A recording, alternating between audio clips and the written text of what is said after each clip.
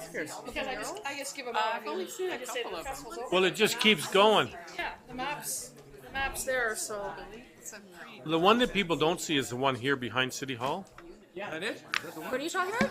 The one mural that's behind City Hall here. At downtown Ottawa, I've gone. Downtown Auto. People miss that one. And it's really nice. I was talking to the guy that manages, and he says, we did 1 quarter because we want to do 1 quarter a year for the next 4 years and fill Very it all cool. in. Yeah. Very cool, hey? Put the laptop up and you might have to get the...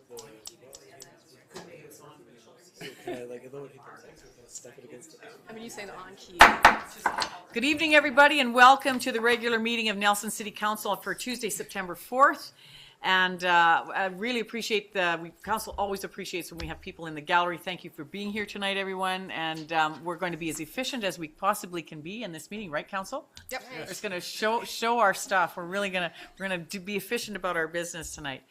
I'd like to begin with our Aboriginal acknowledgement. The City of Nelson acknowledges all Aboriginal peoples on whose traditional territories we stand.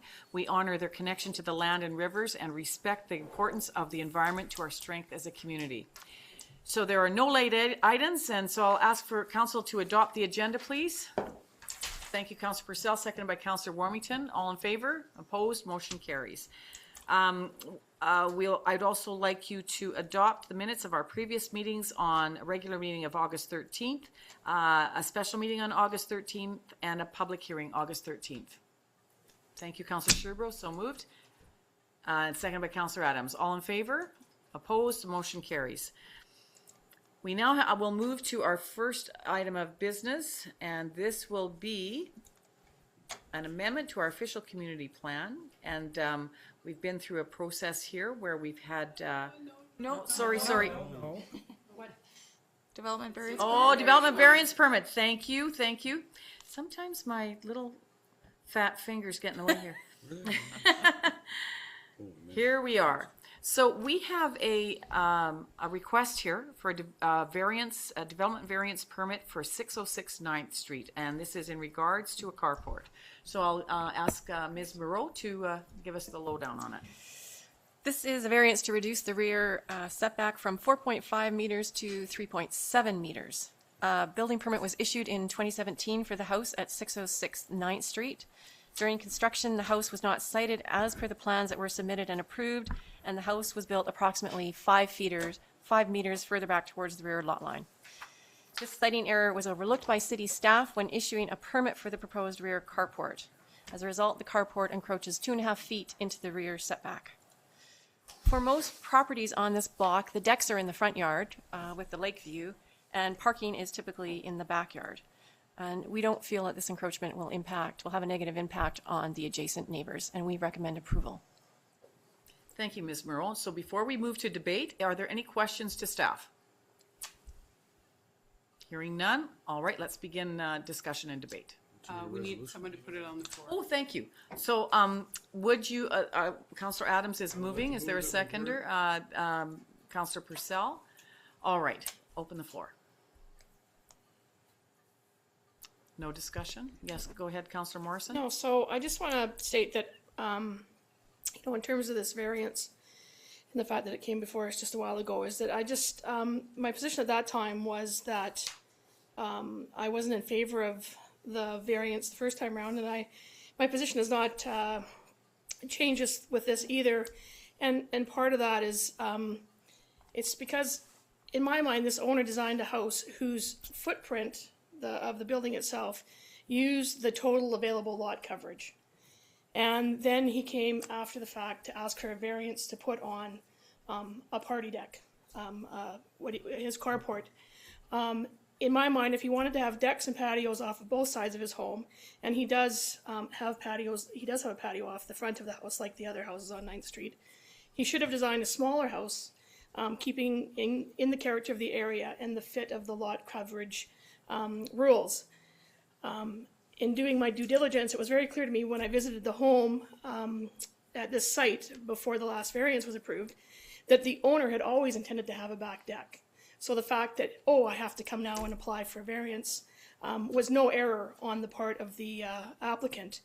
It was clear to see that the second story had a patio door that had been completed and installed a patio door to nowhere. And I really don't think that he was planning to put up what's referred to as a Juliet balcony, in terms of he'd have a sliding door open and there'd be a little wrought iron fence so that the air would blow through. And so with the passing of this variance, that we've increased an additional 550 square feet of additional living space for this homeowner on the 600 block of 9th Street. And in my mind, this is a significant increase in living space that no other builder or person that's built on 9th Street has had the luxury of having. So, yeah, I was against it before, and my position is I'm still against the variance. Thank you. Thanks, Councillor Morrison. Councillor Purcell? So, do I understand you correctly, Councillor Morrison, right, through the chair, that because of the entire lot coverage, like, you don't think that the house could have been built the 5 meters up front and still have had the same treatment, or? No, the 5 meters makes no difference. The house itself is my understanding, and we can redirect through Yeah, through staff. The staff, is that the house itself takes up all of the lot coverage. So what was built there took up the full lot coverage. The variance, 5 feet either way makes no difference. The variance was for that total size of the carport, because he had used up all of the available lot that he could build on. So my concern is that it sets a terrible precedent, particularly when we are trying to start to encourage smaller lot development, and this is the issue. This is a smaller lot, and there are some requirements in building on that lot that had to be met by the builder and the proponent. But it means that, like, and we're looking at smaller lots as a means of increasing densification in the limited land boundaries that we have in Nelson. But if everybody's going to build on their small lot and then come back and ask for variances because they want to add a deck, or they want to add a carport, or they want to somehow extend, I think we lose the character and the feel for what we're looking for in trying to increase densification within the city in a responsible way. So it's a significant increase. I'll redirect to staff.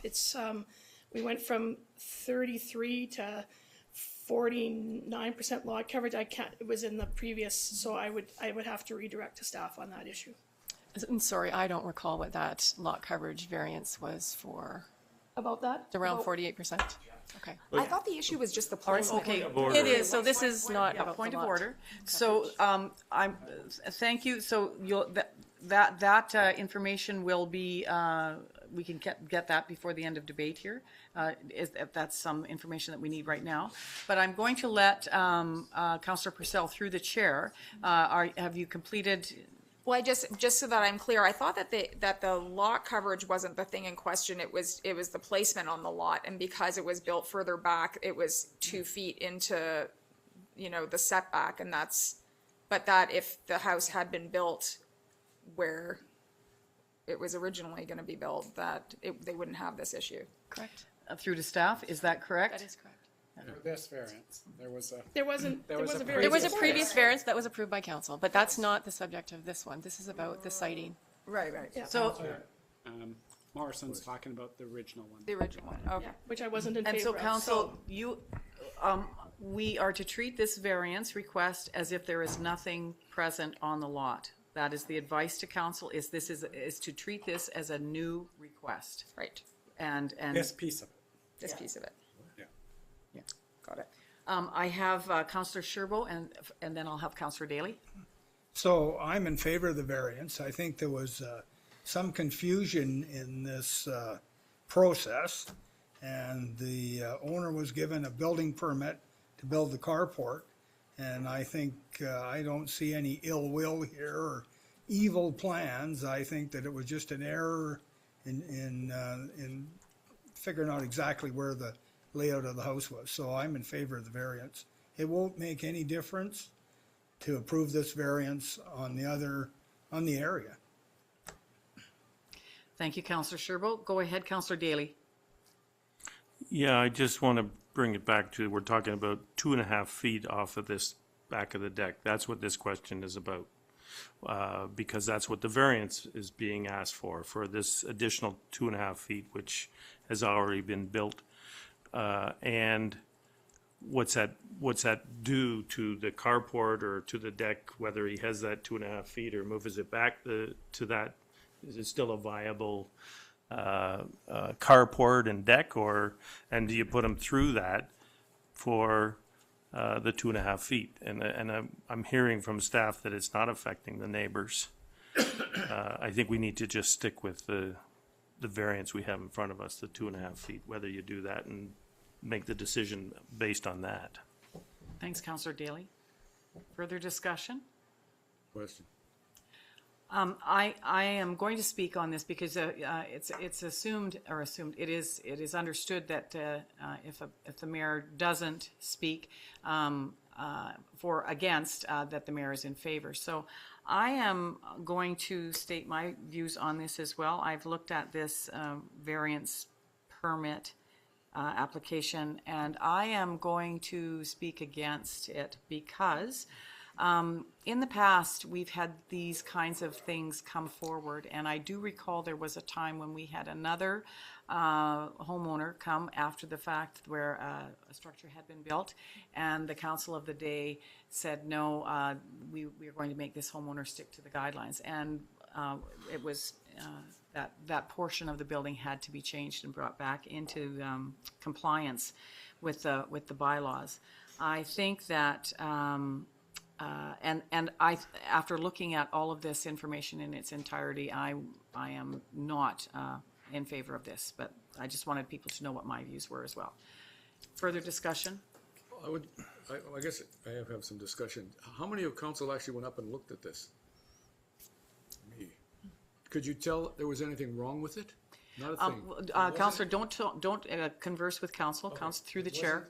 It isn't set back so far that it's causing problems. There's a back alley and a playground back there. Nobody's gonna know. 2 doors down, there's a garage that's 5 more feet back that you can't tell. That looks worse than this carport that they've added onto the back of it. So I'm totally in favor of letting him have the variance. Thank you. Councillor Daly, did you have any closing comments? Just to staff, I mean, I'm looking at this and going, okay, it's a 20-foot open carport. And, vehicle he's going to park there might be 20 feet. So the vehicle may be encroaching on the line, but that would be allowed? It's not a building. Because it's not a building, the permanent parking would be structure. allowed. So the really question is, are you going to make this a 17.5-foot carport or make them go through that? And I guess the question is does it affect sight lines or not for other neighbors? And I think I've heard you say no. Thank you. Okay. All right, are we complete? Ready for the question? All in favor? Opposed? Motion carries. Thank you. Our next, Just, if you don't mind. Oh, yeah. yeah. Our next item is a letter, a Touchstone's application for Columbia Basin Trust Arts and Culture Venue Grant. And Touchstones is asking for council to support Touchstone's Nelson Museum of Art and History in their application to the Columbia Basin Trust Art and Culture Venue Grant Program, and further, that staff draft a letter of support as requested by Touchstone's Nelson Museum of Art and History. Do I have a mover? Thanks, Councillor Purcell, seconded by Councillor Sherbo. Discussion? All in favor? Opposed? Motion carries. We have a next item on billboards. So we've received a request that council exempt the 3 billboards that operate on Government Road from the section of the sign regulations bylaw that prohibits billboards. We have Mr. Toom here. Mr. Toom, are you going to address this? I will. Thank you. All right. So quickly, the background on these. As we understand, these 3 billboards on Government Road have been located there since the 1950s, for quite some time. Since this time, there hasn't been any license of occupation between the previous owners or the current owners of the business that operates these billboards. For quite some time, it has been largely assumed by the community that they're existing non-conforming and they were simply overlooked until quite recently, until this summer, when it came to staff's attention that they're in fact, although they've been around for quite some time, they're not exactly existing non-conforming because there has never been an agreement between the owners of the billboards and the city of Nelson. So there hasn't been any rent paid or any monies received whatsoever by the city of Nelson in exchange for the use of this land for billboards. So given that reason, and as well the fact that our sign bylaw going back to 1983, the current one prohibits billboards, as well as the zoning bylaw that was in effect in the 1950s as well too, also prohibited billboards in this area. So there wasn't an existing non-conforming argument. So for that reason, then in June, staff sent a letter to the operating company, Now Advertising, which is located in Trail, giving the company a 90-day notice to remove the billboards. Typically, a notice for removal from city property is 15 days. There was a bit of an extension granted in this case. Again, there was no bylaw because of the prohibition in the sign bylaw against billboards. There was no possibility to enter into an agreement with the operating company. So after that letter was sent over the summer, the applicant applied for an exemption to council from the sign bylaw section article that prohibits billboards in the city of Nelson. So reviewing that application as such for the exemption from the sign bylaw, staff did not come to a favorable recommendation. Staff recommend against the application because of the policies in place. Going back to the zoning bylaw from the 1950s, indicating that they were never in compliance with the City of Nelson's bylaw, and also looking at our current council policy as well too, that we couldn't find any policy in place that would allow staff even to consider a recommendation in favor of them. Looking at the official community plan, there's nothing within the official community plan that staff could find that would be favorable towards having third-party advertising within the city. Secondly, looking as well too at the Railtown SNAP, the neighborhood plan for Railtown. It's planned to have more and more residential activity development within the neighborhood. Seeing billboards in a neighborhood that's intended to be increasingly residential, less industrial than it is right now, doesn't align with those principles around a sort of a sustainable and walkable residential neighborhood. And thirdly, and finally, that I'll mention then, looking as well too to the Ministry of Transportation and Infrastructure's own policy on the matter. They deal with more billboards sort of along their rights of way than the City of Nelson does.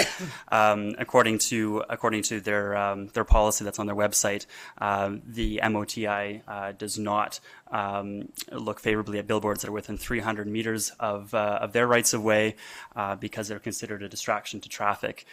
So looking at their policy, staff went along the lines of MOTI's policy as well too when doing the analysis for this application.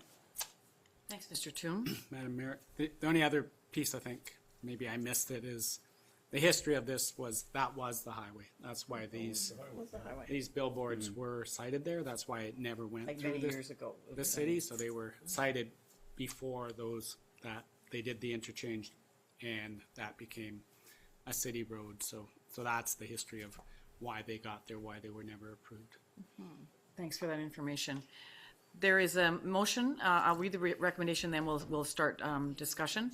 And the recommendation reads that the request to exempt the billboards located on Government Road owned by Now Advertising Incorporated from Part 13, Section 3 of the Sign Regulations Bylaw number 2027, 1983, and to enter into a license to occupy be denied, and the applicant be given 15 days until September 19th, 2018 to remove the billboards. Do I have a mover? Thank you, Councillor Daly. Are you moving? Yeah. And seconded by Councillor Purcell. And we have a speakers list. Go ahead, Councillor Sherbo. Well, I Oh, surveyed, start with the mover. Sorry. Go ahead, Councillor. You start with the mover. Go ahead with Councillor Daly. not definitely under Robert's Rule of Order that you have to. Well, so, I'll defer to my gentleman to the right. That's fine. If he wants to speak first, that's fine. go ahead. Oh, I was just gonna say, I think I surveyed that property for the Ministry of Transportation and Highways when we did the interchange in the early 70s, and they made no mention of it at the time. And they didn't say they could or couldn't be there. And also it says in here that, there are 60 meters to the Ministry of Transportation Highway now, and they said, but you can't see them from the highway. So they've been there 68 years. So I don't see what the problem is. We should grandfather. They're probably heritage billboards by now. Thanks, Councillor Sherbo. Go ahead, Councillor Daly. I am a grandfather, but I don't want to grandfather these signs in. I think that, for me, it's pretty obvious that a bylaw's in place, that the community has spoken, we don't want billboards in this community, and that these were overlooked, and I appreciate they're asking for an exemption, but I'll be supporting the staff recommendation to have the billboards removed. The other part of that is, I mean, yes, they were on a highway, they've been there a long time. We also have a SNAP plan for Railtown that doesn't include billboards or a highway or high traffic through it. It doesn't make any sense for them to be there. Thank you. Councillor Purcell. I don't have anything else to add to that. Councillor Adams. Oh, thank you. Well, like Councillor Sherbo said, they've been there for 68 years, and they should be grandfathered. You can drive by them, and I bet you most people don't even see them. So why force them to tear them down, get them out of there? I totally agree that we shouldn't have any more, so I'm voting opposed to deny. Thank you, Councillor Adams. Go ahead, Councillor Morrison. I just want to, I think Councillor Daly summed it up quite nicely. It doesn't fit with the direction that we're moving to, but I also recall, I believe it was probably on the front page of a Nelson Daily News, when the billboards that got actually put up that are on the highway, that are out of town towards Pacific Insight, and there was uproar and there was demands of City Council to not have those built and to have them taken down. And of course, the city had to say, well, those aren't even on our property. So I feel that there's a lot of support in the community, having, lived through and read that in the newspaper not that many years ago, that nobody is going to miss these signs being removed from Government Road. And so I'm in favor of the recommendation of staff as well. Thanks, Councillor Morrison. Councillor Warmington? I think it's all been said. I support the denial of the exemption. One more. Well, I'd just like to mention those signs out on 3-4 Mile, wherever they're at, out on the main highway. The Ministry of Transportation hasn't removed those. So I don't know what the hubbub is about these 3 signs. Yeah. And as Councillor Adams said, I don't think half the people in Nelson even know they're there. All right. Thank you. Hearing no further comment, I'm going to call the question. All in favor of the staff recommendation? All opposed? The motion passes. Can we be recorded? All right. So we now have a request from the Nelson District Arts Council around funding and for the Mural Festival in 2019. So you've all had the information in your packages. And there is a recommendation that the city provides a grant of $25,000 to Nelson and District Arts Council for the purpose of holding a mural festival in 2019, with the funding to be provided through the Downtown Reserve. I'll support that resolution. Councillor Daly, seconder. Councillor Purcell. Are we having a staff report on this as well? No? Okay. All right. We'll open the floor for debate. Hearing none. All in favor? Opposed? Motion carries. Thank you, Council.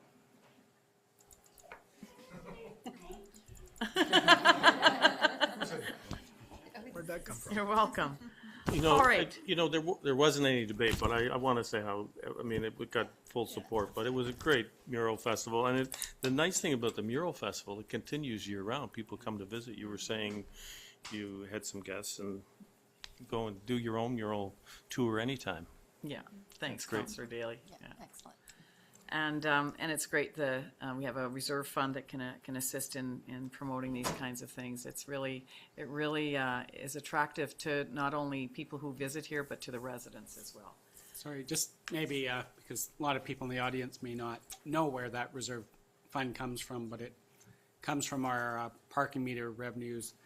If you remember back when HST was introduced and reversed, we actually had to pay HST on our parking meter revenues. When they reversed that, we saved, I think, the 7%, and that's what goes into this downtown reserve account, and it allows us to do, the sculptures, the art stuff, the public washroom, all those sorts of things that we do in the downtown. Thank you for that.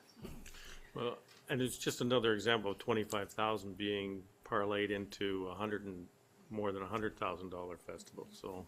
There you go, Sydney. Yeah, way to go, Sydney.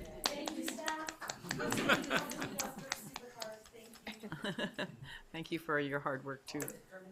Yeah, all those permits, yes. All right.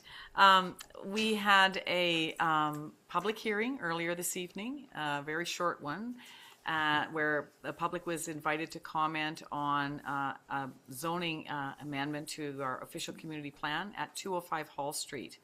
And we've had first three readings. We've had the proponent has, first two readings. Thank you. And the proponent has had public meetings and has had an opportunity. People have had an opportunity to ask questions about the project. So we are now at the point where we're going to look at the recommendations, and the first one is that the official community plan amendment bylaw number 3426/2018 be given third reading by title only. Do I have a mover? Thank you, Councillor Adams, seconded by Councillor Daly. Is there discussion or debate on this from council? Are you all in favor? Opposed? The motion carries. Secondly, that the official community plan amendment bylaw number 3426/2018 be finally adopted. Thank you, Councillor Daly, seconded by Councillor Warmington. Discussion? All in favor? Opposed? Motion carries. Third, that zoning amendment bylaw number 3427/2018 be given third reading. Thank you, Councillor Morrison. Seconder? Councillor Daly. Discussion? All in favor? Opposed? Motion carries. And fourth, that zoning amendment bylaw number 3427/2018 be finally adopted. Councillor Adams, seconded by Councillor Warmington. All in favor? Opposed? Motion carries. Thanks, Council. All right. Next item, we have a business license amendment for short-term rental regulations. We had... Madam Mayor, I need to be recused. Oh, yes, you do. Thank you for remembering. We'll have a coffee. So the City of Nelson adopted short-term rental regulations, a bylaw, a year ago, and we've had a year to put them into practice and to have them try them out. And at the end of the first year, there was a promise that the bylaw would be reviewed and that there would be amendments put in place should they be needed. And staff made a presentation, and we had first three readings. And what is happening right now is that we're having final adoption. So the recommendation is that the Corporation of the City of Nelson Business License Amendment Short-Term Rental Bylaw number 3416/2018 be finally adopted. Thank you, Councillor Warmington, seconded by Councillor Adams. Is there discussion, any further discussion on this? All in favor? Opposed? Motion carries. Thank you, Council. Would someone invite? No, we still got. Oh, okay. Oh, yes, we do. Thank you. This is another amendment, and this is for final adoption as well, regarding the fees and charges for short-term rentals. And the recommendation is that the Corporation of the City of Nelson Fees and Charges Amendment, STR Development Services Bylaw number 3420/2018 be finally adopted. Do I have a mover? Thanks, Councillor Warmington, second by Councillor Adams. Discussion.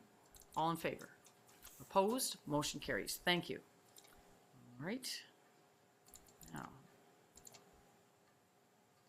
Is Councillor... No, there's this next one too. I think. One more. I'm sorry, I'm sorry. Parking. No, agenda, The bylaw. enforcement. Yeah. Oh, the bylaw enforcement. Yes, thank you. So, and this bylaw, again, is up for adoption, and this amends the regulatory bylaws and penalties relevant to the bylaws.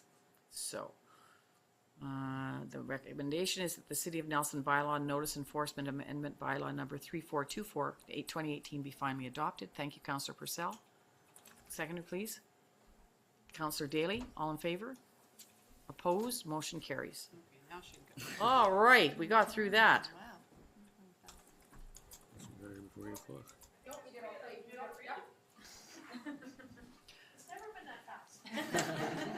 It's final adoption. It's final adoption, so, you know, I think everybody talked themselves out the last 3 meetings on this stuff. Good for at least a coffee. Yes, you are, if not a nap.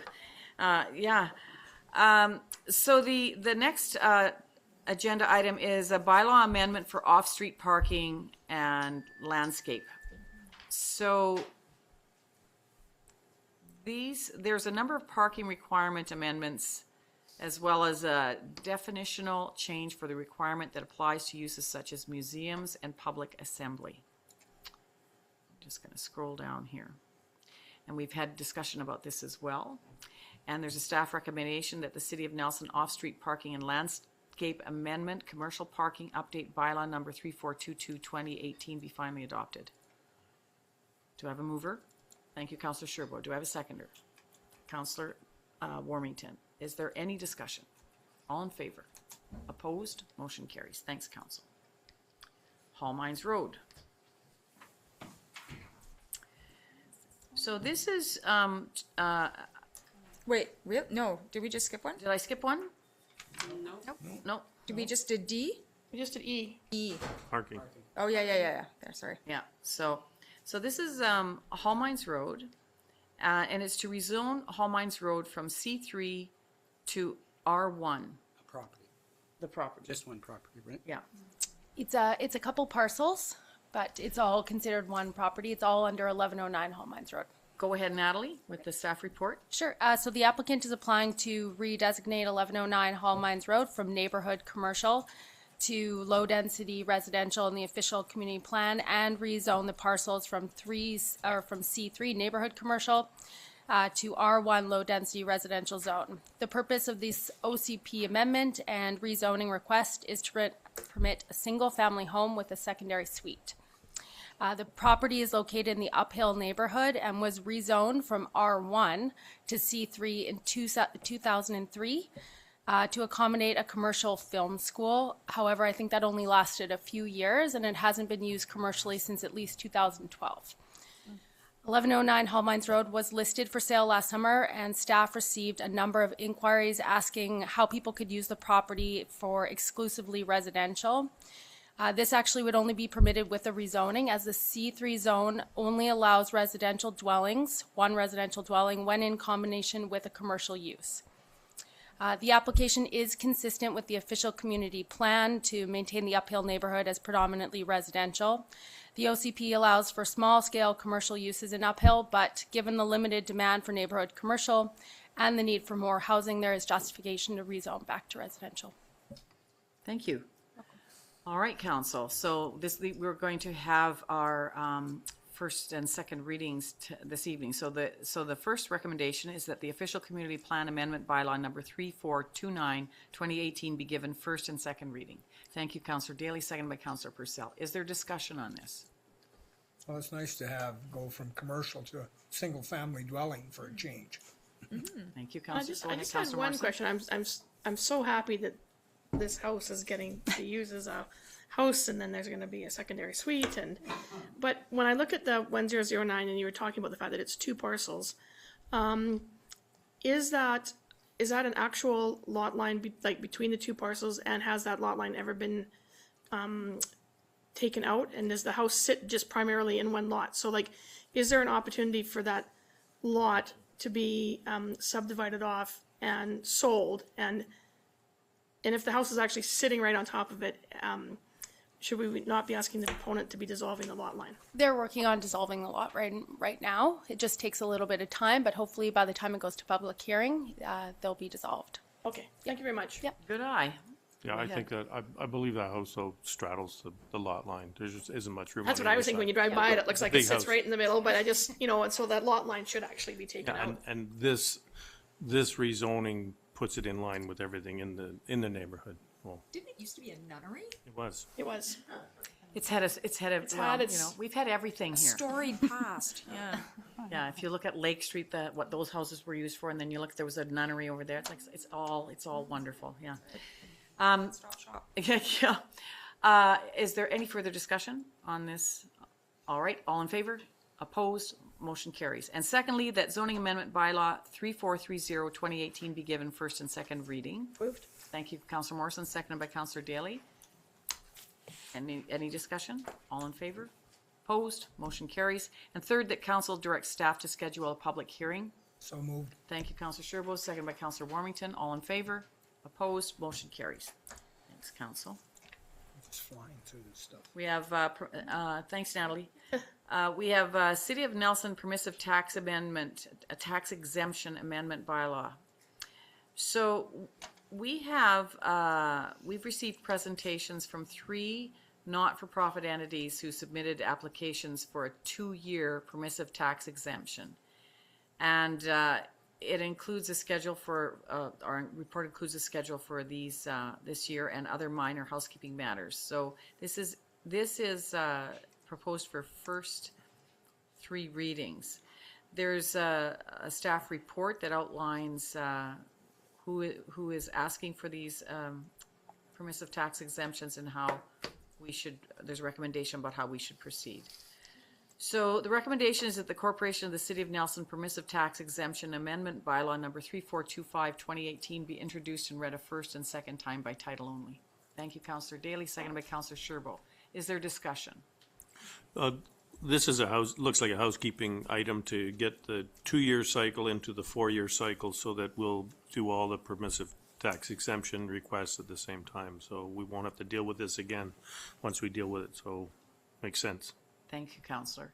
And just for people in the gallery and at home, well, the next council will be dealing with all the permissive tax exemptions, and they will assess based upon our policy how much, who gets it, and for how long.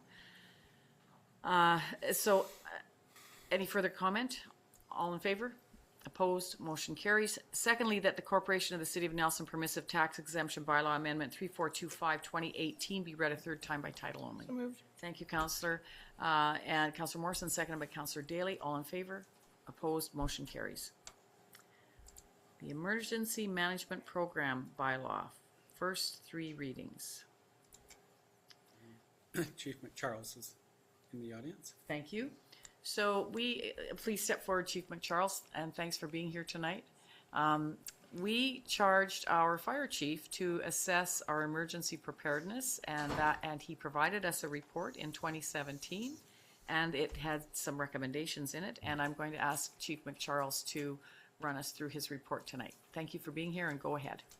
Yes, if you can recall, Council, it was back in 2015 when we set the council priorities, and during that time, we identified priority 6.1, which was conduct a full assessment of the emergency management program here for Nelson. And with that report was presented to council in 2017, as well as there was the Community Wildfire Protection Plan that was presented to council in early 2017. And both recommend that the City of Nelson look at developing their own emergency management program that focuses on Nelson's and its specific needs. And so with that, this bylaw is proposed to help establish that as is required under the provincial legislation. Thank you, Chief McCharles. There is a recommendation, before we begin discussion on this and ask for further information, I'm going to get a motion on the floor. So the first one is that the Emergency Management Program Bylaw number 3431-2018 be introduced and read a first time and read a second time by title only. Thank you, Councillor Sherwood, seconded by Councillor Morrison. All right, I'm opening the floor now to discussion and questions through to the chief, if you have some. Seems like a good idea. Looks good. Okay. All right. Well, and I think, just a comment, I mean, we're taking advantage of the skill set that our chief brings to put this together, and we're gonna be in way better shape in 6 months or a year when we have this put together, as far as how people are gonna evacuate, which route they're gonna take, among other things. That maybe you can share some of the things that this is gonna cover. Well, Councillor Daly, I think you hit a couple of them. Certainly, emergency management program is a comprehensive program that first looks at preparedness and mitigation efforts. What can you do to prepare your community, and what mitigation steps can you do to help protect your community against some sort of disaster? And let's face it, here in Nelson, we know our number one threat actually is wildfire, and we just had a season here where we're almost through it, and we've been very fortunate. The other aspects of emergency management is certainly response. How do we respond during an event? And and I guess the final point then is recovery. And how does a community recover from a disaster or a large-scale emergency? Every one of those aspects needs and could use more attention and more focus than it has historically got here in Nelson. And I'm happy to bring my thoughts to that. And I guess my final point to you, Councillor Daly, is 6 months would be optimistic. Emergency management program takes quite a while to actually get to where you need to be. So, this is probably measured more in a few years as opposed to a few months. Have all the steps in place, yeah. I just want to add, council's aware that right now we're in a regional service with our neighboring areas, ENF, and they've practically, the regional district has really operating as a larger region. Castlegar right now has their own emergency management plan and works in conjunction with the regional plan. So our intent is certainly to continue to work in conjunction with the regional district. Obviously, all those forests surrounding Nelson are not in the city of Nelson and are super important that those are well managed. So we certainly intend to work closely. I think one of the things that really resonated for me was in talking to the new emergency coordinator for the regional district, who came from the province and then in fact worked with Landover in Calgary when both were there, was that community preparedness is one of the key attributes of having a strong emergency management plan. And I think we have really not taken that as serious as we should in the past. We've really abdicated that to the regional district and say, you guys go do that. So our staff haven't had the training. We haven't created the culture in our community of how do we manage and be ready for emergency. So all that, that creating that culture within our own organization. And that's not to say whether we had the windstorm or potential flooding this year, our staff are very good at responding, where, we have never, each of our departments, whether it's Nelson Hydro, when there's big storm events, restoring power, our public works, when we have flooding, etc., all work very well together. And I think the recent gas pull by a contractor reflected that all those departments came together and dealt with what was a pretty dangerous situation. So we definitely have the capability of responding. This will just create that culture that it's more than just the response. How do we get prepared? And that will spill over into the regional district. If we're very prepared, they don't have to, they can actually rely on us as opposed to have to, come in and save us, I guess. Thank you. Councillor Morrison? No, I didn't have anything to that. All right. Thank you. Councillor Sherbill. Well, yeah, thank you, Fire Chief. I think it's long overdue, and noted that we're in high risk in Nelson for wildfire, but also the fact that they said that over 400 fires in BC were human caused. And that's another thing we need to clamp down on when we, get more active in our no smoking bylaws or clean air bylaws. The amount of cigarette butts around are just unbelievable, that people still throw cigarette butts out the window of their cars or throw them on the street, which could result in a fire. So with the dry grass all around the city. Anyway, I'm glad we're getting on to this, and I look forward to see its viewage. Very good. Go ahead, Councillor Morrison. I did want to mention that, you know, it looks like that we're adding another program that is going to take management, and any good program does, and I'm glad that we have the chief here with his previous experience with floods and fires. And did you bring all this with you, or? No, I'd like to go on the record, there has been no major floods or major fires since I've been here.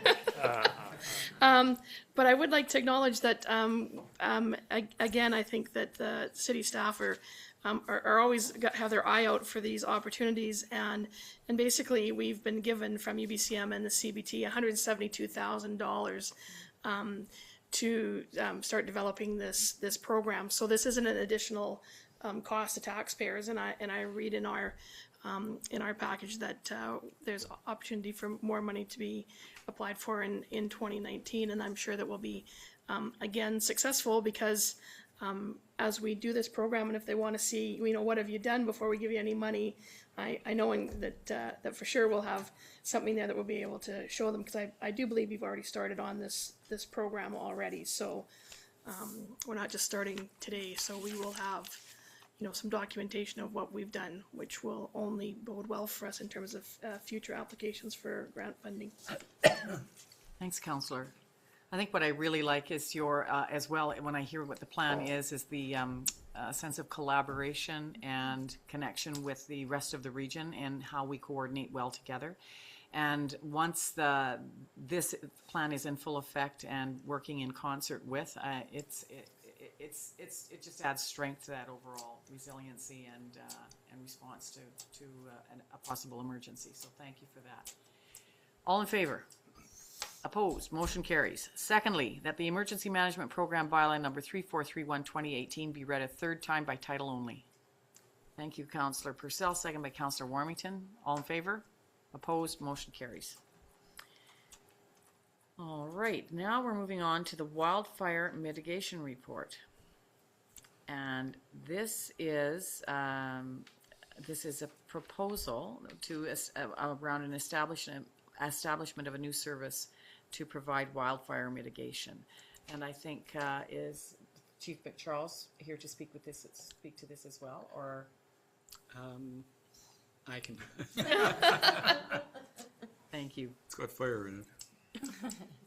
I'll remain seated in case there's any questions. Yeah. You want me to speak to it first, or do you want to get it on the table? So right now, as I mentioned before, we're in a service with areas E and F for what's called their emergency planning service. And a year or 2 years ago, they decided to hire a person to help coordinate the fuel mitigation projects across the region. And that kind of got melded into that service, even though they want to have a regional delivery of this. So this is really them pulling it out of that service and creating this regional service.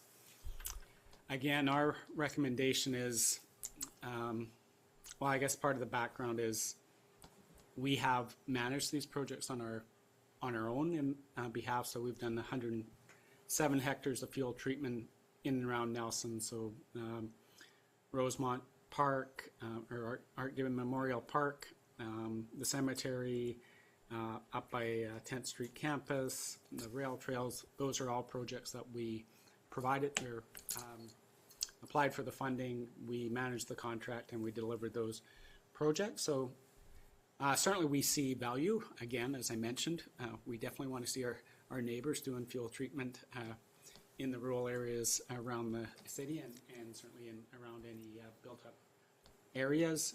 We've worked in conjunction on the Fire Smart program. Nelson's had that in place for a number of years. They've started implementing that in their rural area. And again, we see working in concert.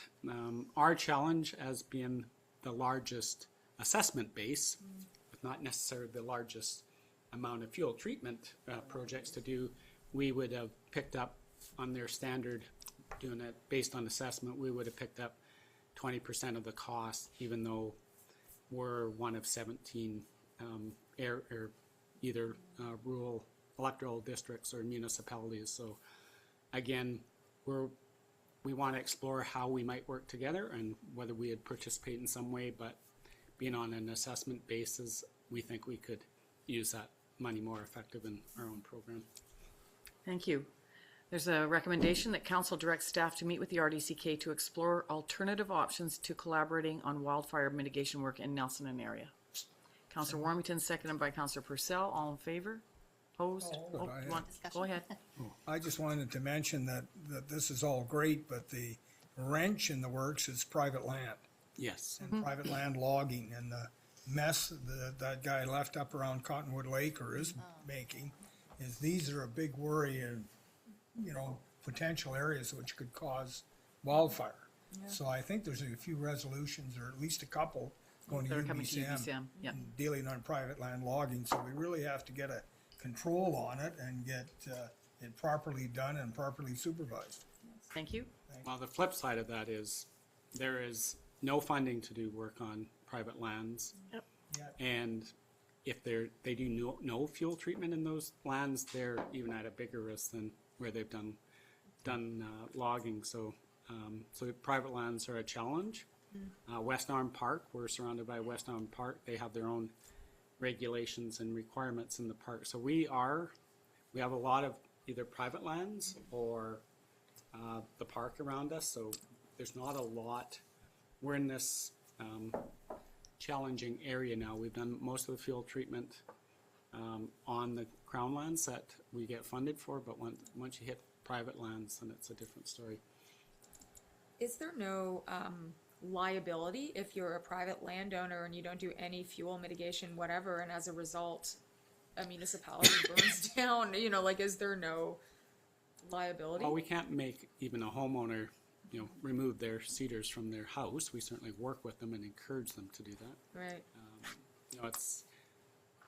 It's private lands. If you were negligent and we're starting a big fire and you burnt down the city, yes. But if you had, But not in this new climate change environment, it's not considered negligent to not do fuel mitigation. I would say not at this time. That's a really infringement of private property rights that may happen down the future, but right now. Something for the province to. Yeah, if you as a private landowner, certainly, like I said, within the city, we encourage you to not have a bunch of evergreens, thin them, cut your branches back, don't have cedars next to your house, all those things. And we do have some regulations around, building materials, etc. So we have some ability, but definitely in the rural area, there's not even zoning in most places. Yeah. So, are you finished? Yep. Good. Everybody's had their say. All in favor? Opposed? Motion carries. Maybe we need just thinking about this, maybe we need to be explicit that council ought not to opt into this service at this time. So we will need a motion that Yeah, I council think- not participate in the. Yes. In the wildfire service mitigation establishment, wildfire mitigation service establishment bylaw of the RDCK. Could I just ask a question, please? Has there been a problem with the emergency consolidated services approach? It seems to be working. The assessment. Problem with how they're managing? Yeah, I think they're calling it the emergency consolidated services. Well, there's two different things. Oh, where it's sitting now? That is not a service. No, I understand, yeah. Yeah, so it can't reside there. It has to go, there's 7 actual services that can raise taxation and incur costs. Oh, okay, I see. That's more of a how they deliver the program, so it's not a, I see. yeah. Thank you. So there's a proposal that a motion to not participate in the regional service for What is the formal name of it again? I'm sorry. Wildfire Mitigation Service That establishment. Nelson plan. does not participate in the Wildfire Mitigation Service, the regional. Do I have a mover? I'll move that. Okay, thank you, Councillor Morrison, second by Councillor Sherbo. So let's discuss that more clearly. It sounds like we're not going to participate in wildfire mitigation efforts at all. That's not what this motion is about. It's, as Mr. Cormack explained, there are 7 different services currently in operation, and the entire regional district of Central Kootenai covers a tremendous landmass. In this case, there are also a couple of other smaller communities who have opted out of this service so that they can consolidate efforts within their communities. But that doesn't mean that the city would not be cooperating with the rest of the region in coordinating wildfire mitigation efforts. So this is to ensure that the city of Nelson is concentrating on what it can do and also participate or collaborate as needed. So there's a number of different ways. If the first resolution was for us to explore some options, so we could do a service contract. Here's, you do write the grants, etc. We'll pay you X amount if you do that. You could participate not on assessment base, but some other basis. So what we're recommending is not to participate on a assessment-based service as proposed here. Yeah. And the first motion, of course, is directing staff to work with the regional district staff, and they'll come back with a proposal that's going to work for all of us. So we have a mover and a seconder. Are you ready for the question, or is there any further debate on this? All in favor? Opposed? Motion carries. Affordable housing strategy. So staff have prepared an affordable housing report that compiles the significant work that we've undertaken over at least the last 10 years to support affordable housing. And what staff did was to assess what we've done, look at the original report that we had, and want to and have provided recommendations. And we have Ms. Moreau here to speak to the report. Yes.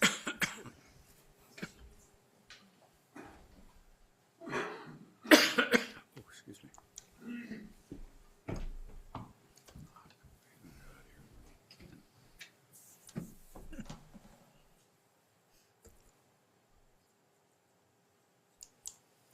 Great, thank you.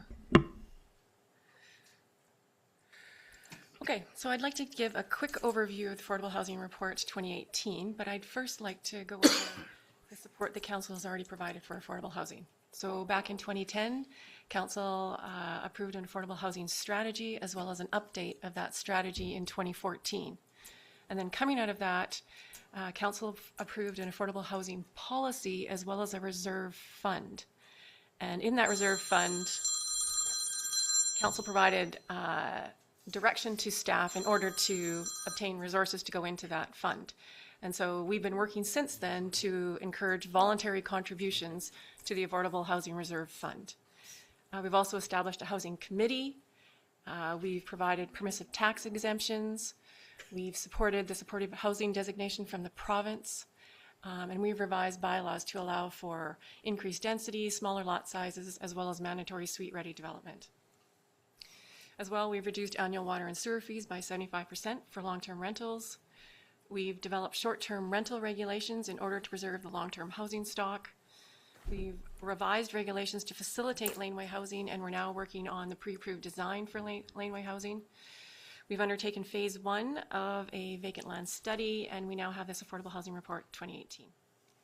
So the first recommendation in the report is to receive this report for information, and it includes a status update on the 20 strategies in the Affordable Housing Strategy from October 2014. It provides for an updated affordable housing policy, as well as recommendations for further opportunities for city support of affordable housing. Thank you, Ms. Moreau. Are there any questions on the report itself, Council? I just have a couple more Oh, sorry. recommendations. Excuse me.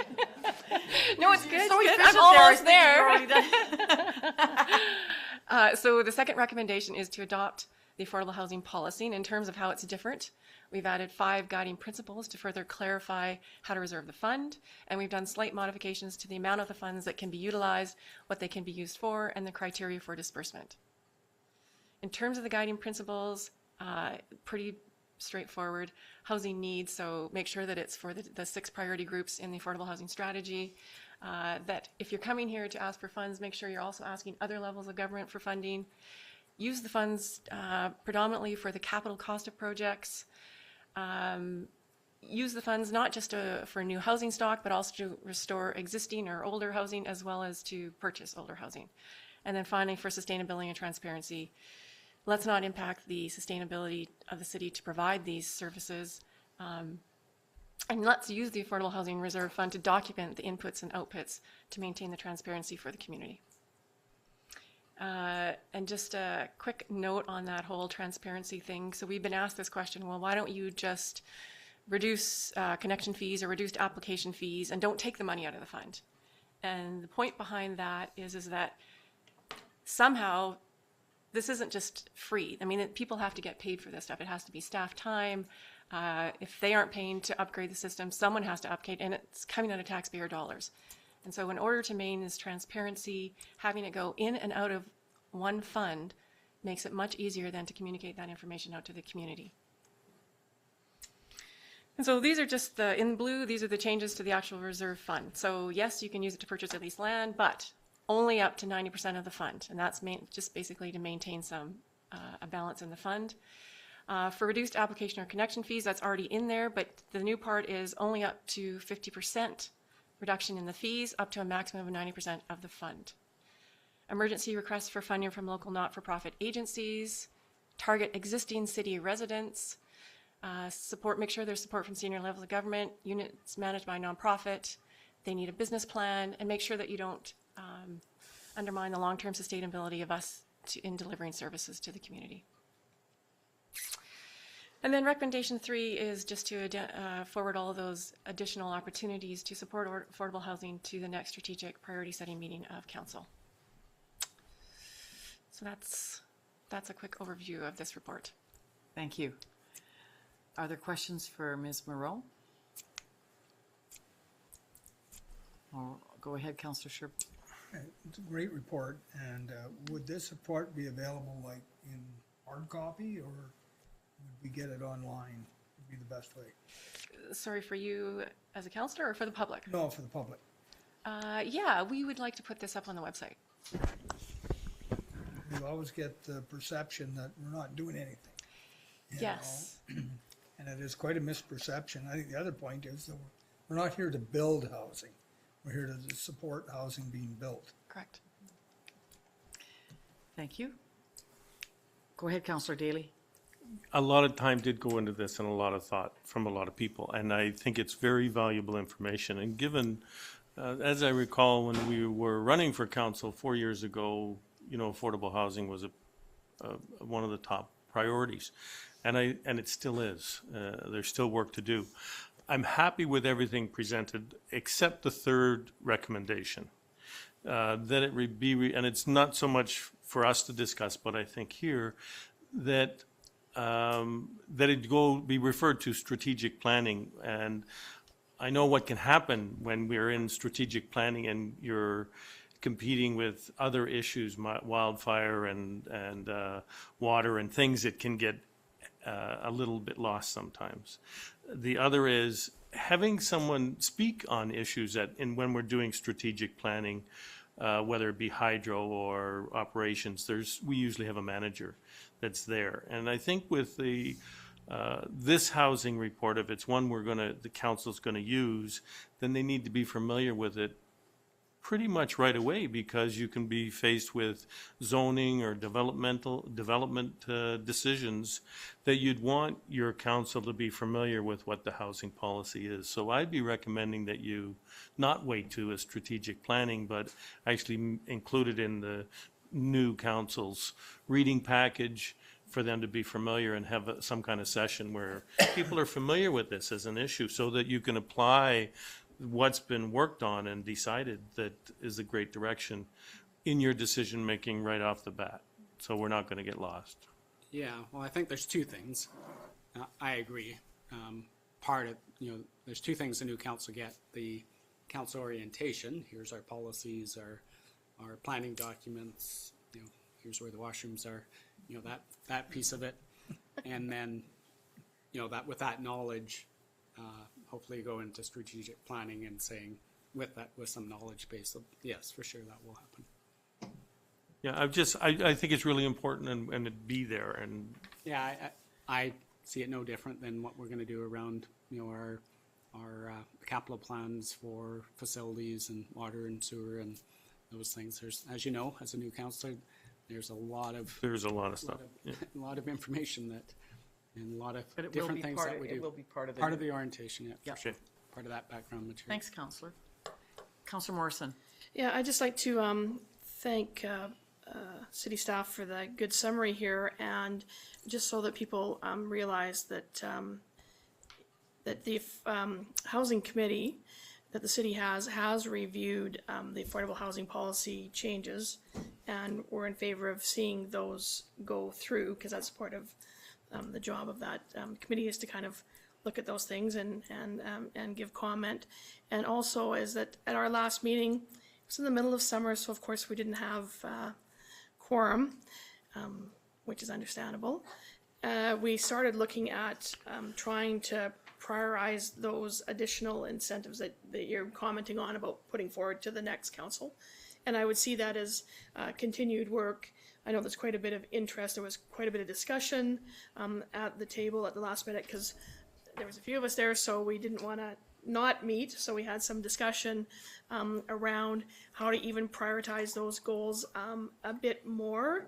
And hopefully when that's completed, that will also help the new council in looking at what the next steps might be. So in terms of the work of the committee, that's one of the things that they have on their list, is to prioritize those last goals within that 20-goal structure that was in the original document. So great. Anyways, thank you for the summary. So I just want to add one more thing, which doesn't really get reflected on that summary. What has been achieved.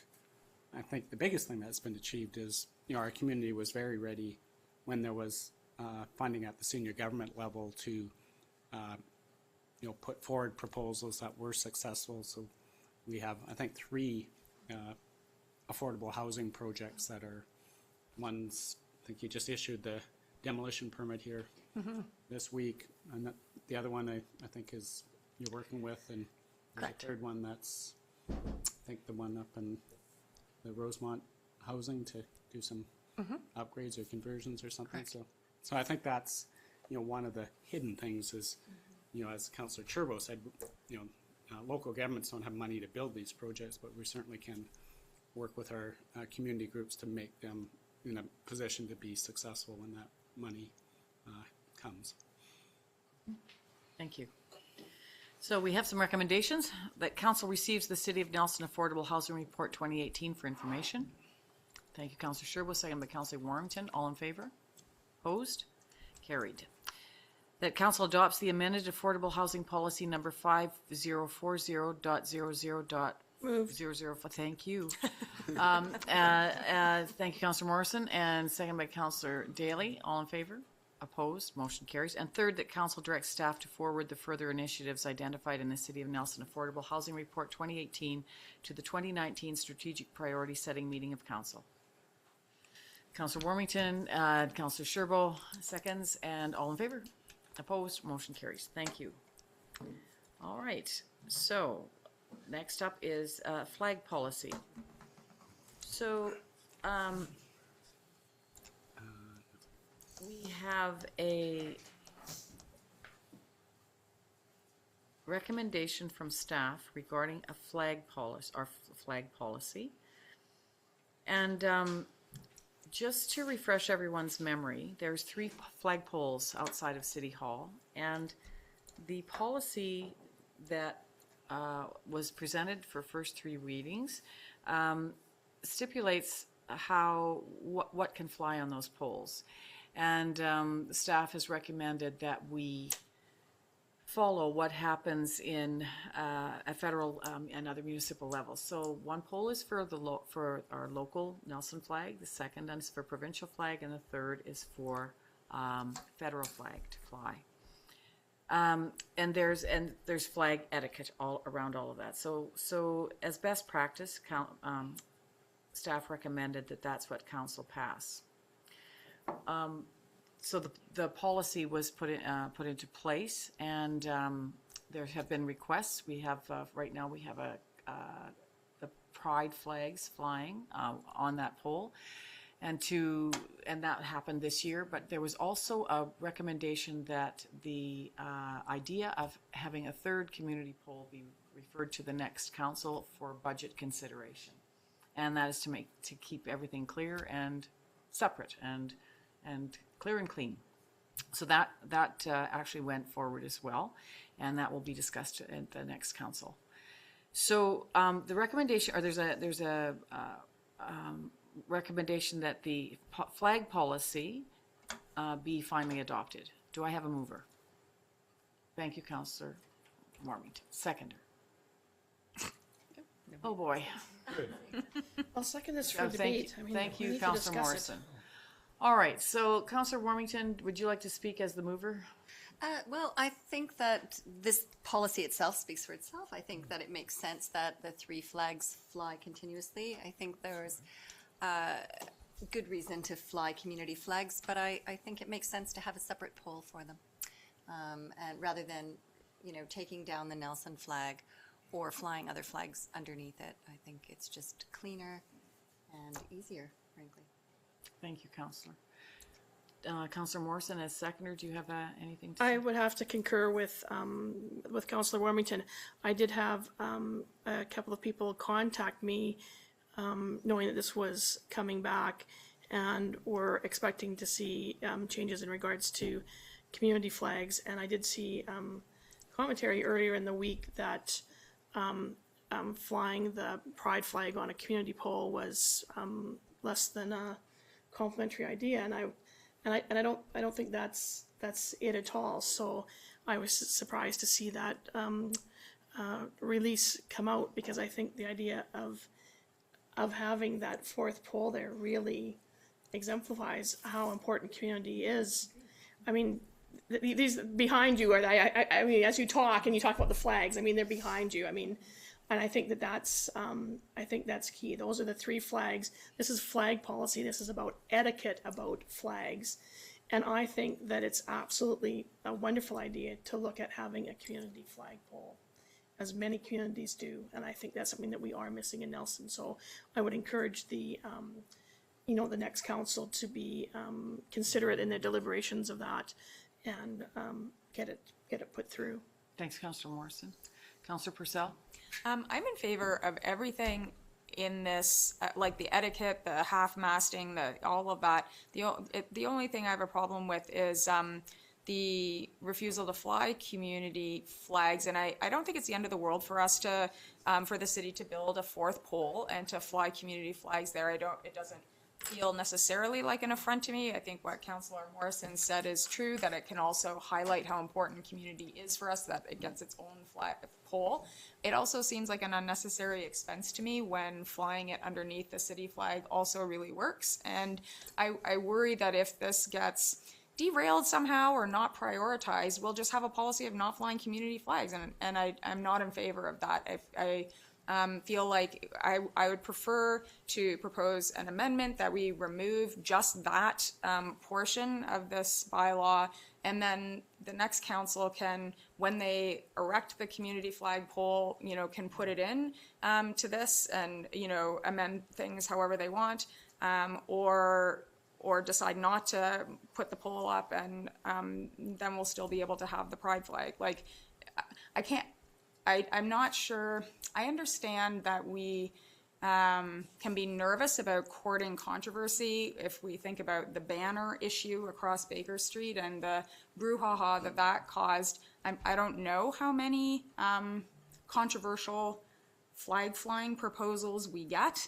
It seems like solving a problem that we don't have yet, and I don't think that we need to be careful about that yet. So can I propose that amendment, that we just remove that line? That line being? That line being, hang on, I'll find it. Yeah, it's number 4, under procedure, the city of Nelson will not consider flag raising or lowering of any community group at City Hall and will not engage in any promotions. So currently, what is on the floor is that the policy be adopted. So you can only make an amending motion to the motion that is on the floor. Oh. So you either need to defeat or adopt it. If it's defeated, then you can make a recommendation to amend the policy. So I recommend that we defeat this motion and then we just quickly revisit it and take out number 4. All right, so we'll continue discussion on this, and so okay, go ahead. We might have to deal with that immediately, though. No, the motion on the floor is that it be Oh, I adopted. see, okay, because Yeah. that's a defeat. The other, I agree with Councillor Purcell. I think that this is a bit too rigid a policy and isn't going to allow community flags until the next council decides on whether they're going to do a community poll or whatever. And so the next time a community group wants to fly a flag, they're going to end up all here again, and I don't know that you need to do that. We should be deciding that.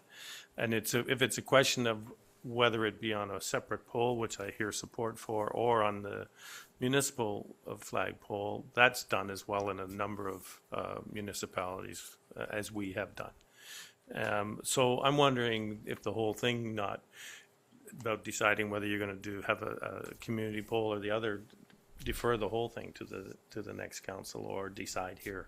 So there's two proposals on the floor. One is to defeat the motion and to bring it back to adopt without that clause. And the second proposal that we have here is to refer all of this to the next council. I will, yes. I think the We motion have on a the floor motion is on to. the floor. There is a motion on the floor. That is. Either way, you have to defeat it. But so to that, just so defer it. council's Absolutely. clear. Okay, just so I'll be, council's clear. I'll be speaking to defeat the motion, so we All can right. do something different with it. This is going backwards to support it. Okay, so is council ready for the question on this particular motion? To Will then allow us to do what? propose another motion, if The- you no, so it- wish. So the motion on the floor is to adopt the policy as written right now, the one that's in your package. So if we defeat it, then what can we do? We can rewrite it. You can do whatever you direct staff to do. You can put any motion on the floor that you like. Can we do Councillor Daly's motion? You can do whichever Any one you like. motion that you Okay, want can Counselor, go on the floor. Counselor, your options now are to either support or defeat, okay? So you can think that through. So are you ready for the question on this motion on adoption? So all in favor of final adoption of the flag policy? 1, 2. Opposed? The motion is defeated. All right, we will entertain another motion or a direction to staff if council wishes. I move that we keep everything that has already been written, but remove number 4.4 under procedure about raising or lowering community group flags. Is there a seconder for that motion? I'll second it.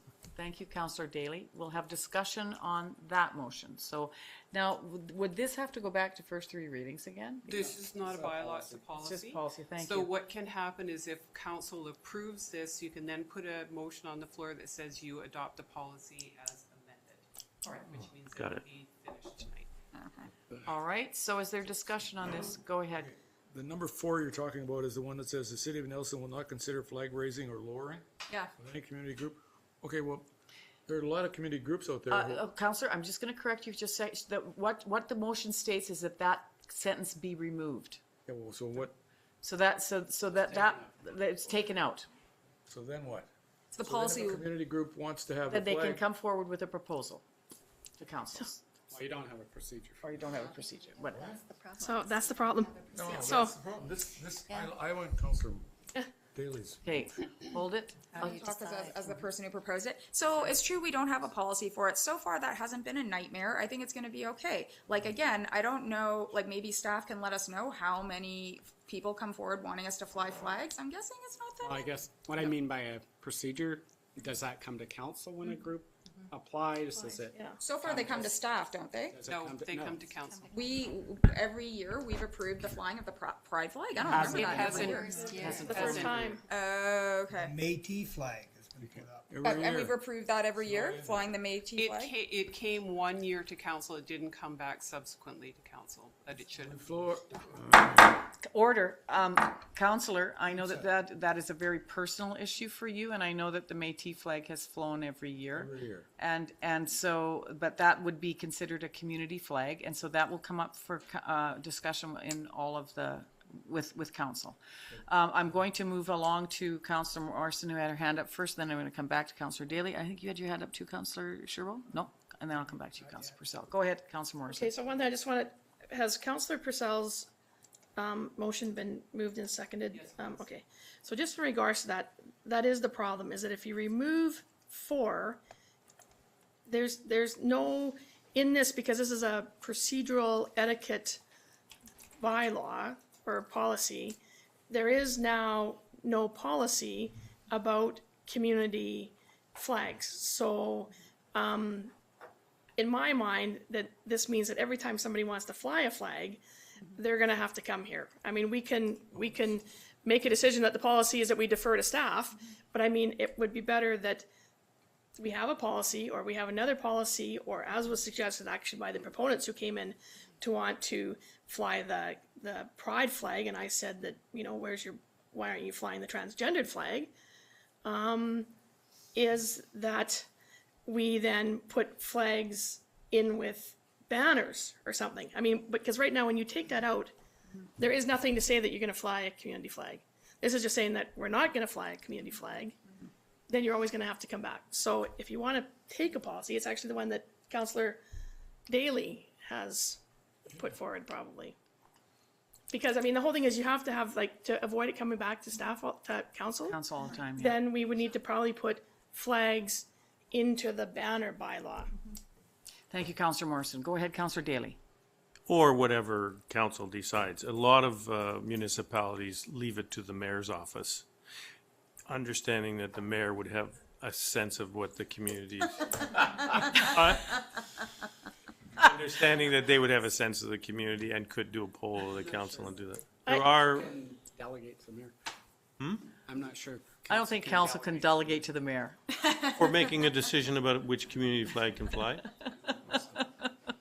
And It's done in other municipalities, but I kind of agree, you need to go back and have some further discussion about how you're gonna determine that. Or list the ones that you're gonna be okay with You and, could adopt this as amended, that there's no community, doesn't say you can't, and then you'll have to develop a policy Yeah. on community flags. Yeah.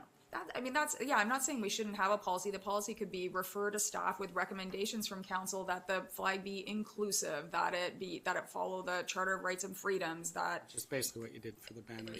yeah, and, you know, so that, I don't know, neo-Nazis or us can't fly their flag, but I just don't imagine we're gonna have a lot of call for that. But there's nothing wrong with there being a policy to refer to staff with recommendations from council around that. I just think that, You probably want to add that to your motion, that refer, developing a community flag policy to staff. sure, I will I'll make that. So we need an amendment then. Just a minute. I'd like to say something first, please. I think we should defeat the motion that's on the floor. Oh, gosh. Refer the flag policy back to staff. I think this is a mishmash. Oh. So I think it needs to go back to staff, have some, you know, thinking on this, and then come back All either right, to this. so- Let me finish. Again- Either come back to this council or come back to the next. All right, so we've got, a debate has stopped. We've got a motion to refer. Is there a seconder for the motion? Do you wanted to defeat or refer? Well, can we refer it back without defeating the motion that's on the floor? So can I just say that I think it would be best if council gives us a direction of what we want, because we have done the research already. What is the standard out there? That's what's in front of you right now, which is to not have community flags fly on the 3 poles out there. That is what is standard in the province. So if council specifically wants us to include regulations about having community flags, then we need that direction. So there is a motion to refer. Is there a seconder, or should we continue debate? If you withdraw it, then we refer the whole thing. But I think it's already written. I think like just, you know, if we take out number 4 and refer back to staff for a policy for it to come forward with, you know, I think that it's fairly straightforward and going to be okay. Castlegar doesn't have a policy. They just stick the flag up like we just did. We don't have to spend money on another pole. If next council wants to spend money on another pole, that's fine, but that's their choice. I don't think we need to overthink this too much or worry about it that much. Thank you, Councillor. All right, so we have a motion on the floor. It's basically the same policy, but with the number 4 deleted to pass that or defeat it. Refer it back to staff. Pardon me? Just refer the whole thing back to staff. Okay. Yeah, we're wasting we a are. lot of time right now. Yeah, we are. And so there also is a motion to refer. So do I have a seconder for the motion to refer back to staff? Is that a seconder? Direction of No, if it isn't, I will. with the direction of coming up with a policy on community flags. So did you second? I will. I think you did, but you did. Well, someone's got to, just So for on process. the motion to refer, so we've got Councillor and Councillor We Warmington. hear what you want, so we'll, you don't need to spell it Councillor out. Warmington has seconded the motion to refer. Discussion only on the motion to refer, not on the, for or against referral. Well, can I ask a question? No. Oh. On- It's only about referral. Are you, right now, no, on referral? Speak to the Okay, well, referral. my question is, what's going to happen to the groups who need the flagpoles between now and when the new council come in and they put this off for another year and there's not another flagpole out there for 2 years? That's why we're referring it back to The staff. whole thing's going back to staff. Yes, that's the motion on the floor. until staff So come listen, back. no, Counselor, I'm going to rein you in because we're speaking only to the motion to refer. If you don't want to refer, vote against referral and we can continue debate. But right now, we are debating the motion to refer. Is there any further discussion on the motion to refer? Just on process, What? I think we have to defeat the, Do we have No, to defeat mine? when you, no, because you can make a motion to refer back to staff. Okay. on some- okay, well, I'll support, that's where we were to start with. All Go right, back. so on the motion to refer, are you ready for the question? All in favor of referral? 1, 2, 3, 4. Opposed? Well, I mean, I like mine better, but. I'm done. The motion passes. And ball's it's, back in your and court, it's sorry, with staff. direction to look at what municipalities are flying on the city pole. We spent more. Okay, so a group that wants to put a flag up in the next 6 weeks. They come forward with an ask. Yeah. Just what they've been doing now. To council? That's just what they did already. That's how it works now. The end of the world. All right, so I'm sorry, we yacked so long, my computer went down, so just hang on. Decided to go home, eh? Yes, I did. I'll be back with you in a second. All right, so that was referred. Now we have the regional composting program. Whew. So, this is around regional composting. There is a RDCK has asked for us to consider, they're working on regional composting, and they have submitted a report to council around what this might cost, what it might look like, and at this time, the recommendation is that council receives the RDCK Resource Recovery Report for information. Do I have a mover? Thank you, Councillor Sherwood. Seconder, Councillor Warmington. And is there any discussion or questions on this? Million questions. Well, it's just the fact that I've seen other communities deal with this, and there's a lot of problems in picking up compost. You pick it up at the curb, like we do recycling and garbage, or do you have a area where you drop compost off? It's pretty They're proposing complicated. curbside. They're proposing curbside, and that's why we're referring to, well, staff will be considering this, and they will come back to us with all of that information regarding what that might cost and what some of the alternatives might be as well, I'm sure. Not to a new council, not this council. Yeah, to a new council, yeah. I'm really curious about this. I was just spent time in rural Nova Scotia, and every community has compost pickup, even tiny towns. It's amazing. So I'm interested to see. Yeah, I was in Kelowna and they have yard waste only, Yeah. which was interesting. Well, that is interesting. Yard waste only, oh, Yeah. okay. Everybody's supposed to look after their other stuff, yeah. All right, are you ready for the question? All in favor? Opposed? Motion carries. It's just one thing that came to mind in reading their reports. They make some pretty big assumptions without actually knowing. You know, I do not believe our community produces garbage at the same rate as our neighboring communities, and they've assumed that we do. I think without knowing our community. So I think we should ask them to do a study on actually how many people from Nelson are actually in, you know, whether they create a separate bin. So if you go out there and dump off your household garbage, or they should track that and weigh it and understand it, because that's pretty critical in a number of assumptions that they're making here. Go ahead, Councillor Warmington. Well, I certainly understand that some people would use composting, but frankly, almost everyone I know backyard composts, and I'm just wondering what the uptake for the cost involved, because it's likely to be extremely high, whether we're actually going to get value for money. I think we need to have more information. Yeah. Because I think we do a lot of compost, backyard composting. Yeah. I wouldn't mind not having mine though. It's smelly, attractive. Oh, just backyard composting, if it's done correctly, it's an animal attractant. So there's that problem within the community. And then there's a lot of people that live, seniors and that live in places where they have no access to backyard composting. So I think it's something we need to look at and, you know, see whether it is viable. But some communities have clear garbage bags. So you can see what's going into the garbage, how much composting is actually going into the garbage.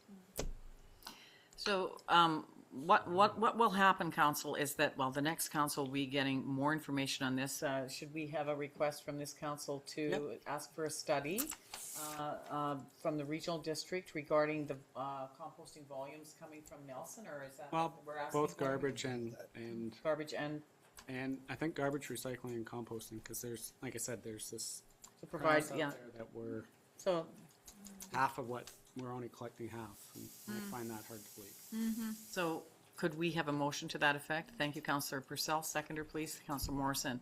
All in favor? Opposed? The motion carries. I remember when we embarked down this road a long time ago, Tim Hicks, yeah. he did a zero waste study for the city of Nelson back in 2009, which we have been working on ever since. And at that time, it was estimated that 40% of what was going into landfill was compostable material. And pardon me? By weight. By weight, yes, thank you, Kevin. And so when one of the goals was to start recycling, a recycling program, because everything was going into landfill, so that was started. But it was also to reduce what was going into landfill sites and to consider composting down the road, because that was a big part of what was going into landfill. But in the meantime, the city of Nelson undertook an education program to residents, and actually, if you remember, I think that there were composters bought in bulk by the regional district, and you could buy them at a cheaper rate from the city or from the regional district. And there was a lot of education going around on composting. And I would be really interested to know in this study if we are still at the 40% that's going into landfill, or if we've been able to reduce that, and how much more we need to do. So those are some of the questions we can ask. Well, there's another thing that causes weight in the garbage is animal waste. Yeah. And I think probably about every household in the community puts their animal waste in the garbage. No, No, Yeah. that's not animals. Just those cats. It's just the cat, yeah.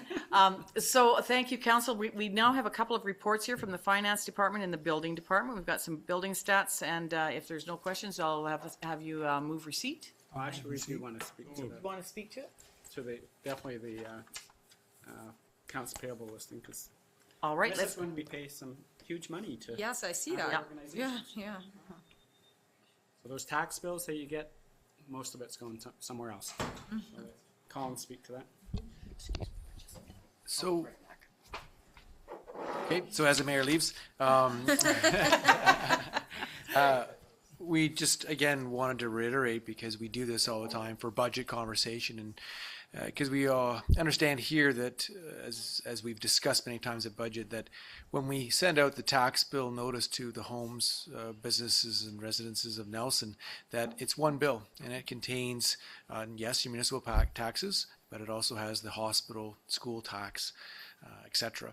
And in doing that, it's always been our mandate, or we always try to communicate, that we collect about, if you were to look at your tax bill, you're collecting about 50% of the taxes are going to other entities, whether or not that's school, hospital, BC assessment. And so we're doing a little bit of work. We were just noticing, as we paid out some large amounts, our DCK was on this particular payable listing, so was the BC assessment.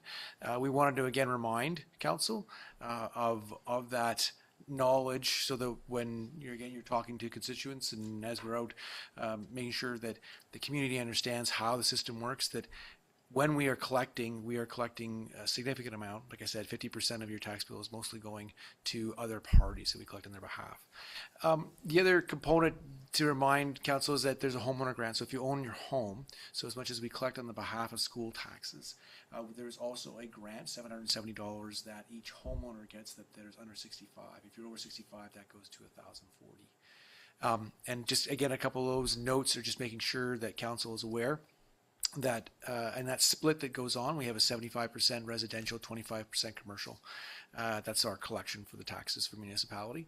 And one major component that we also wanted to speak to was just a significant amount that we do submit in school tax. It goes into general revenue for the province.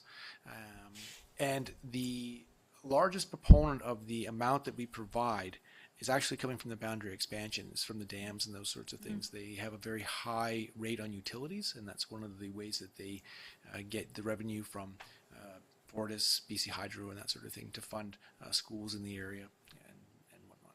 So I don't know if anyone has any questions, but that's just again, an update to, I think, what this council has heard many times before. Well, interesting. We collect 5.3 million in taxation from the dams. Of that, the city of Nelson gets 410,000. The province gets 3.9 million. The RDCK 951,000. Okay. Even the hospital $100,000 from the dam. So we're definitely the minority part of that. No wonder why they allowed us to take over the taxation of the dams. Yeah. And if I can move on, sorry, Councillor Purcell, you had a question? Well, I just was curious what Hitachi T&D Solutions was.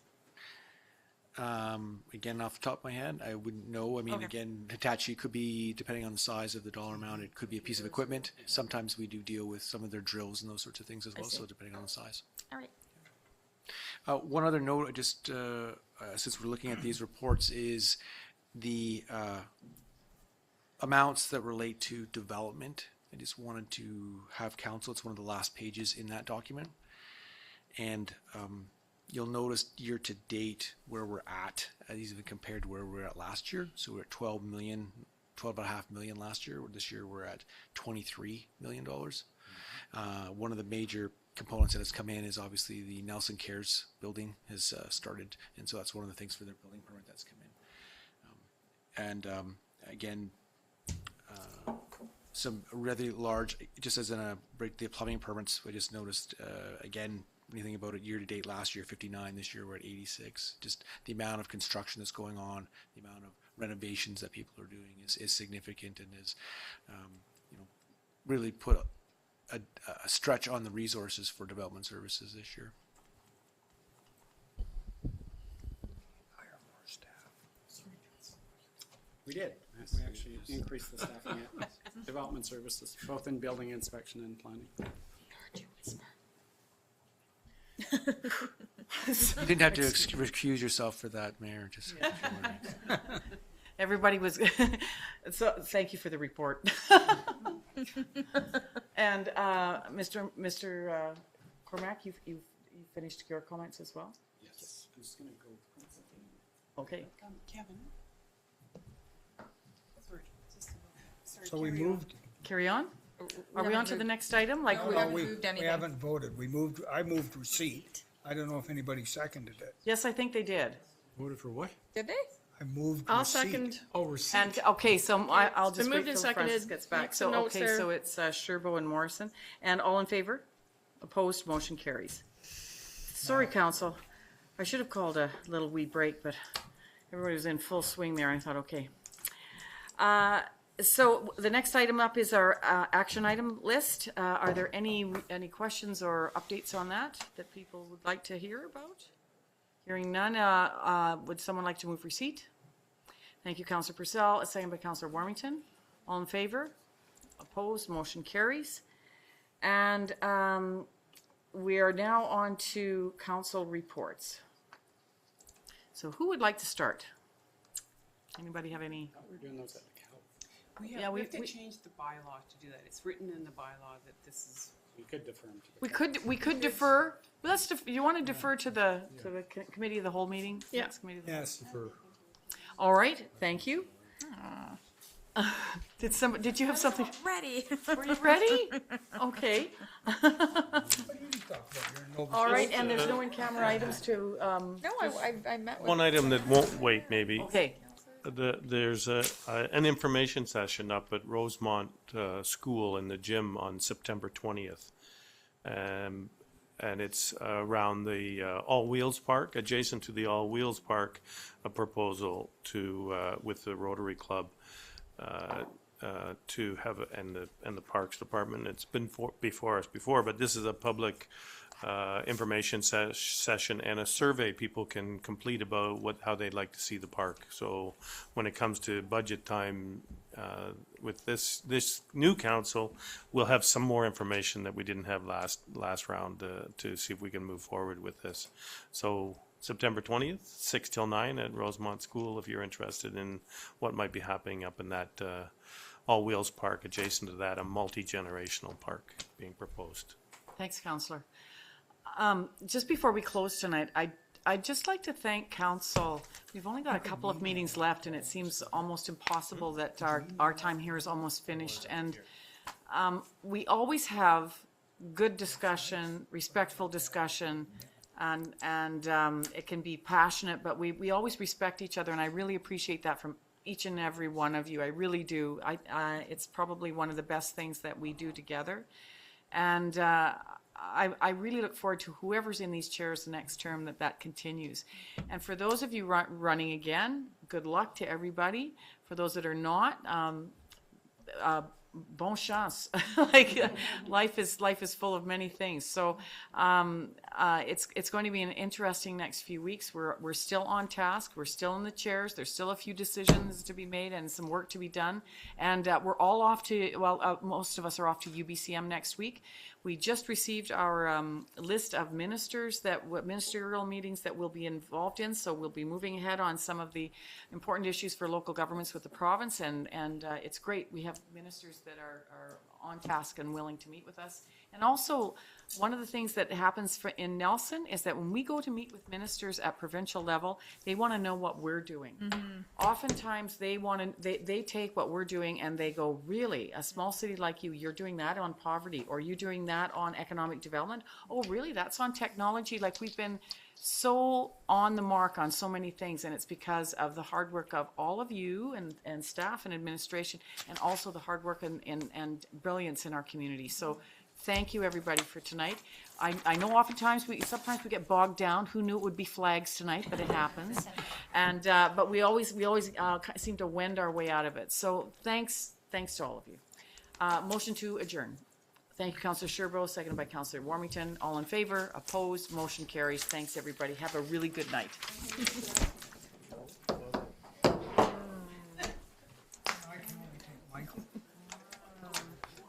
Hey, Val, can I get a ride with